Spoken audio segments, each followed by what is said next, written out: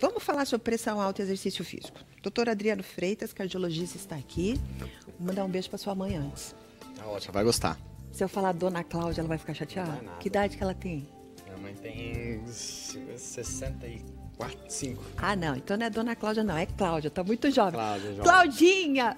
Já estou íntima. Cláudia, um beijo pra você. Deus abençoe sua vida, tá bom? O doutor Adriano tava falando assim, deixa eu avisar minha mãe, que eu tô aqui. Tem que avisar, né? Tem que avisar. Mãe é mãe, né não? Minha mãe assiste todos os programas, você acredita? Coisa boa, né? Pelo Facebook, né? Porque ela mora lá em Santa Catarina. Assiste tudo. Quando ela não gosta, ela fala. Quando ela gosta, ela fala também. Porque que mãe é falar. sincero, né? Mãe fala, Mas ela né? pede pra avisar sempre. Tem que avisar. Doutor, vamos lá. Vamos falar de pressão alta. Vamos começar com a pressão alta. Qual que é o valor de pressão alta? É 12 por 8 é normal. Isso. O valor de corte para considerar uma pessoa hipertensa é quando a pressão é acima de 14 por 9 de maneira persistente.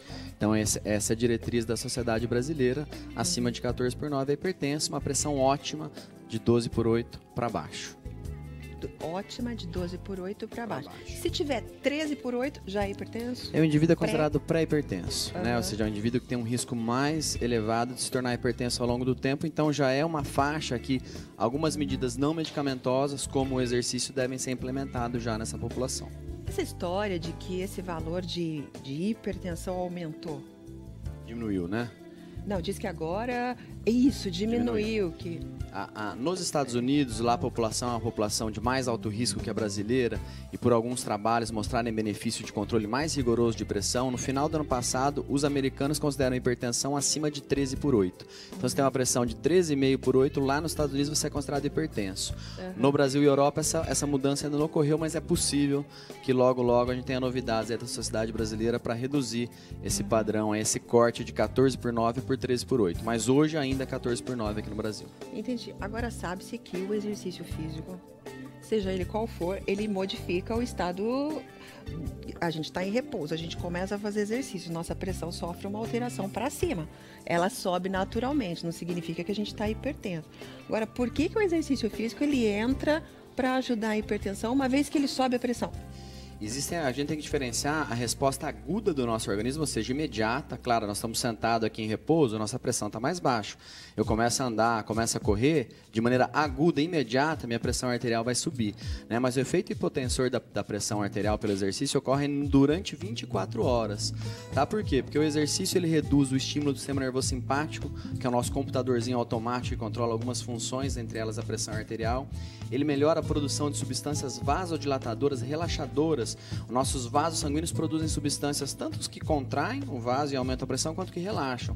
Quem pratica atividade física regular aumenta a produção das substâncias relaxadoras. Então isso acaba dilatando as artérias e reduzindo a pressão arterial. Então a gente sabe que agudamente o exercício sobe a pressão, mas ao longo de 18 a 24 horas, principalmente a atividade física aeróbica, tem uma redução considerada significativa dos níveis de pressão arterial, entre 5 a 8 milímetros de mercúrio, que é uma coisa bem significativa, equivale a um remédio em dose moderada. Agora o hipertenso começa a fazer um exercício intenso. Ele já é hipertenso, ou seja, a pressão dele já está lá nas alturas. Começou a fazer exercício, subiu mais ainda. É perigoso? Isso é perigoso. O que a gente recomenda? Que o indivíduo que é um hipertenso não controlado, principalmente quando acima de 16 por 10, que esse indivíduo inicialmente procure seu médico, seja medicado de maneira farmacológica, ou seja, tome remédio para pressão arterial, e o exercício nesse momento vai entrar como um adjuvante, como algo a mais para controlar essa pressão. Uhum. O que acontece é isso que a gente falou. O indivíduo sai de um repouso de 16, 17, vai fazer um exercício intenso, a pressão vai para 20, 22, 25, coloca esse indivíduo numa situação de risco. O indivíduo que é um hipertenso leve, 14, 14,5, esse indivíduo não tem nenhum problema começar uma atividade física de média a moderada intensidade. Se for algo de alta intensidade, vai fazer uma corrida, vai fazer um treino muito longo, esse sim precisaria passar no médico também para ser avaliado com relação qual o nível de intensidade que ele pode chegar. Tá? Mas exercício todos devem fazer. Uma vez hipertenso, exercício é uma das ferramentas principais para controlar a pressão e evitar um número grande de medicações. E qual exercício, especificamente?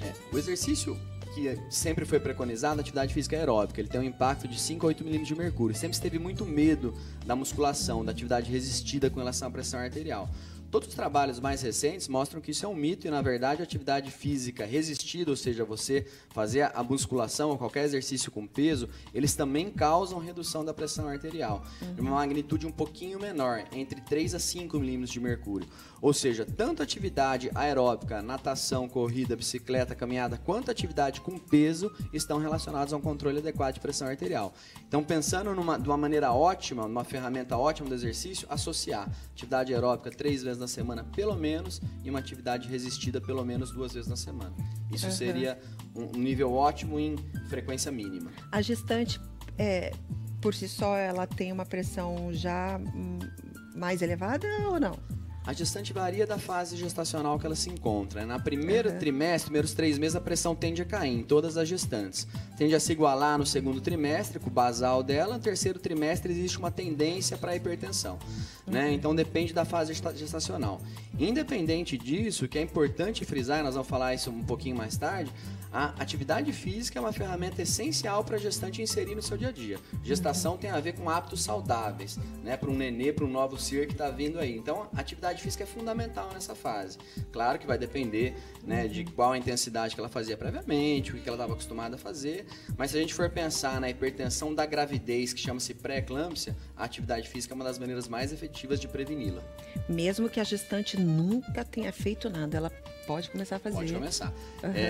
É um mito esse negócio que a gestante não pode fazer atividade física. Claro que quem é sedentário e vai começar uma atividade física, existe uma graduação. Ela vai começar com um volume menor, ela vai começar numa intensidade menor, uma frequência menor, e isso vai progredindo ao longo do tempo. Né? Agora, uma gestante que já está, uma pessoa que fazia atividade física, intensidade mais alta, uma frequência mais alta, e começa uma gestação, nenhum problema em ela manter o padrão que ela fazia anteriormente, sem nenhum tipo de risco. Na verdade, o exercício só traz benefício, não só em pré-eclâmpsia, mas em proteção de diabetes gestacional, proteção de parto prematuro, em evitar um ganho de peso excessivo. Então, gestação é um ótimo período da vida, uma ótima oportunidade, uma janela para a pessoa começar a se movimentar e fazer exercício. Tem algum exercício proibido nesses casos de hipertensão? Ou para gestante, ou para pessoas que não estão esperando um bebezinho? Digo, os homens também? Na verdade, a proibição ela vem muito mais de algumas condições clínicas que aí você vai ter que evitar. Então, uma gestante que tem algum tipo de sangramento no primeiro trimestre, uma gestante com história de aborto de repetição, né? Uma gestante com história de incompetência istmo cervical, que é uma doença do colo do útero. Então, isso numa primeira avaliação pré-natal, isso vai ser avaliado pelo ultrassom, pela sua ginecologista, pelo exame físico.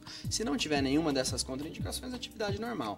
Dependendo de cada uma dessas condições, aí existem exercícios que devem ser potencialmente lesivos e devem ser evitados em algumas situações. Aí vai depender de cada doença especificamente. Vocês entenderam? Resumindo, com pressão alta ou sem pressão alta, meu bem, começa a fazer exercício que vai fazer muito bem para você, certo? É isso mesmo, essa é a mensagem. Essa é a mensagem. Doutor, muito obrigado. Deus abençoe muito você e a família toda. Amém. Obrigado pelo convite.